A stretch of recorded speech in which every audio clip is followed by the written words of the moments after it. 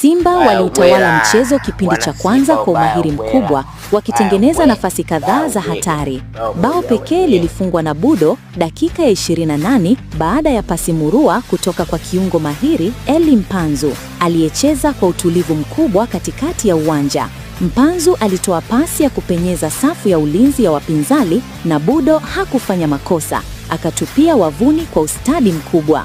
Simba wakaenda mapumziko wakiwa mbele kwa bao 1-0. Ilikuwa mechi ya kuvutia iliyojaa kasi, nidhamu ya kiufundi na presha ya fainali.